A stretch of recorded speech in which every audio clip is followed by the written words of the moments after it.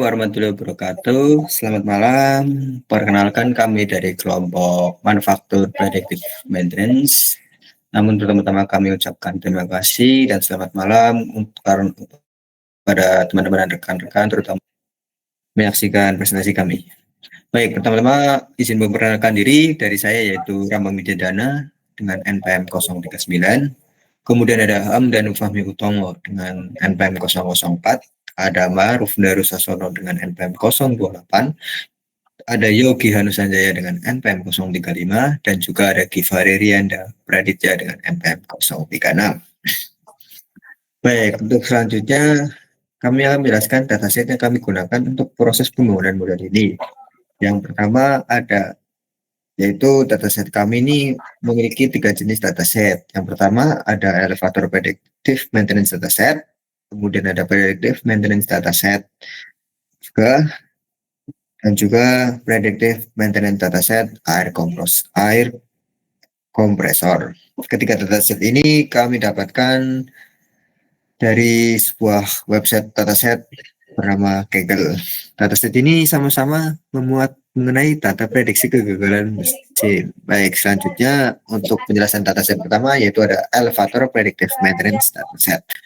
Dataset ini berisi beberapa fitur, di antara lain ada revolution atau jumlah putaran mesin atau komponen atau berupa banyak rotasi.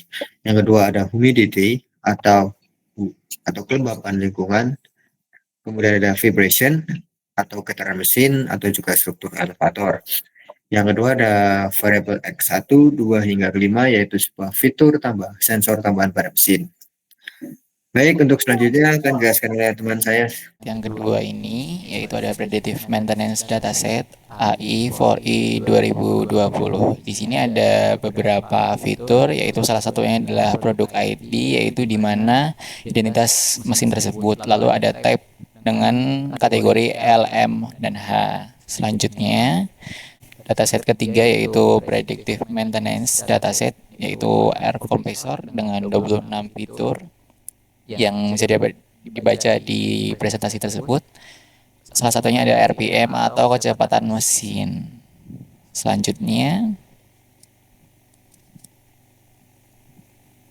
yaitu tahapan-tahapan prosesan pipeline. Di sini ada 3 phase, yaitu P1, 2, dan 3 dengan beberapa proses pada setiap phase-nya. Untuk phase pertama ada generation, eksplorasi data analisis, build preprocessing pipeline, trend model, save pipeline, metadata. Lalu untuk phase 2 ada create validation schema, load save pipeline, validate new data, lalu ada make prediction. Lalu untuk phase 3 ada tes dengan data valid, tes dengan data invalid, tes dengan missing values, tes dengan unseen categories. Untuk phase 3 ini tidak kami presentasikan karena cukup hanya sampai phase 2 saja. Selanjutnya akan dibaca oleh teman saya. Baik, saya akan melanjutkan penjelasan dari teman saya. Di sini ada proses phase 1 dengan tahapan awal adalah data validation. Data validation didapat dari website Kaggle seperti yang telah dijelaskan pada dataset sebelumnya, yaitu berupa 3 jenis dataset, yaitu yang pertama ada elevator predictive maintenance dataset, yang kedua ada predictive maintenance dataset I4I 2020, dan yang ketiga ada predictive maintenance dataset air compressor. Oke, selanjutnya untuk proses yang kedua adalah eksplorasi data analisis. Di sini kita melakukan eksplorasi data dengan menggunakan kode dfinfo untuk melihat missing value tipe data dan keseluruhan fitur pada dataset. Di sini terdapat melakukan import pandas, kemudian meload semua data, ketiga datanya, kemudian melakukan rename column ID agar konsisten. Selanjutnya terdapat kode eksplorasi awal. Kemudian didapat output sebagai berikut. Yang ketiga adalah build pre-processing pipeline. Kode yang digunakan di sini Proses pembangunan model dilakukan dengan mengimport library seperti pipeline, standard scalar, column transformer, random forest classifier, trend test split, doublet, dan picker. Data kemudian disatukan dengan menggunakan nama kolom UD menjadi ID. Nilai yang hilang diisi dengan main. Kemudian data dipisah menjadi variabel X, fitur independen, dan Y target. Fitur numerik dan kategorikal diidentifikasi secara terpisah. Fitur numerik distandarisasi menggunakan standar scalar, sedangkan fitur kategorikal diubah ke bentuk biner menggunakan one hot encoder. Proses ini dilakukan melalui kolom transformer dalam pipeline preprocessing dengan parameter handle window. Pipeline tersebut digabung dengan model random forest classifier menggunakan parameter n estimator sama dengan 200 dan random state 42. Data kemudian dibagi menjadi 80% untuk pelatihan dan 20% untuk pengujian agar model dapat dievaluasi secara optimal.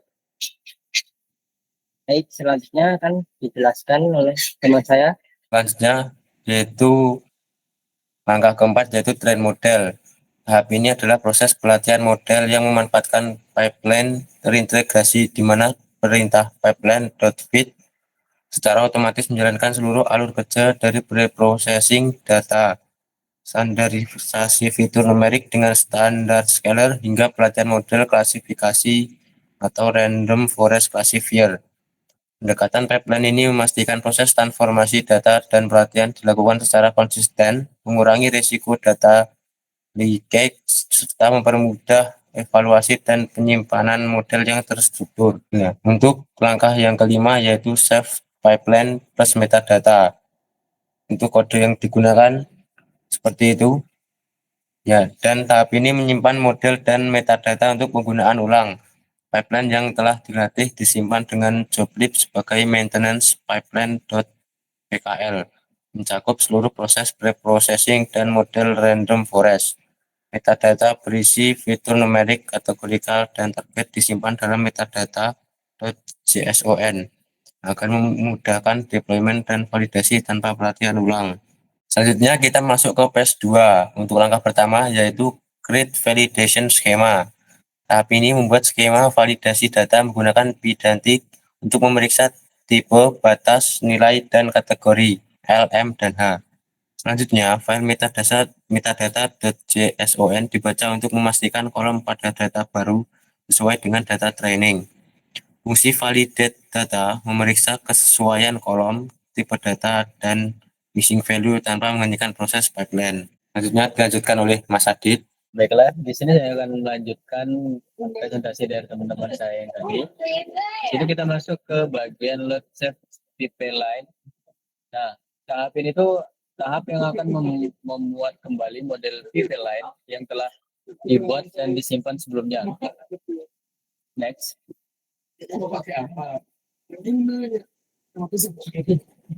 Nah, terus kita masuk ke langkah ketiga yaitu validate new data. Tahap ini tuh perlu membuat dataset baru untuk dilakukan prediksi terhadap model yang telah dibangun dari dataset 1 hingga dataset 3. Pada tahap ini, output yang dihasilkan akan sebanyak 100 baris dengan data random sesuai dengan fitur atau kolom yang tersedia. Kemudian ada validate data. Tahap ini untuk melakukan validasi dari dataset yang digunakan. Kemudian ada expect calls. Ini digunakan untuk mengecek apakah kolom yang digunakan untuk pembangunan model utama tidak ada yang hilang atau kurang. Kemudian mengecek missing value pada dataset baru yang dibuat untuk prediksi. Ada juga mengecek nilai dari kategori L, kategori M, dan kategori H. Apakah hanya kategori tersebut atau ada kategori lain dari di luar 3 kategori tersebut? Kemudian mengecek nilai realistis untuk nilai pada temperatur air dan torsi, apakah masih berada di dalam batas wajar atau tidak. Kemudian untuk nilai air temperatur berkisar antara 273 sampai 350 knot. Dan torque berkisar antara 0 sampai 60 nm. Kemudian di sini juga kita mengecek apakah data sudah valid atau tidak. Jika error, maka akan menampilkan error, dan jika normal atau valid akan berjalan dengan normal. Next. Nah, pada tahapan keempat yaitu map prediction, tahap ini akan memuat model pipeline yang telah dibangun sebelumnya dan akan menguji data baru yang telah dibuat, atau bisa disebut new sensor data. Bisa dilihat pada codingannya. Kemudian prediksi data baru akan dilakukan dengan model pipeline yang telah dibangun sebelumnya.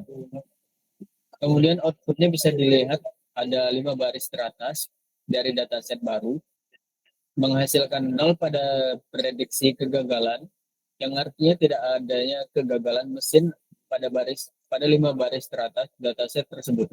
Baiklah, mungkin itu saja presentasi dari kelompok kami. Apabila ada kesalahan kami mohon maaf. Saya undur diri. Wassalamualaikum warahmatullahi wabarakatuh.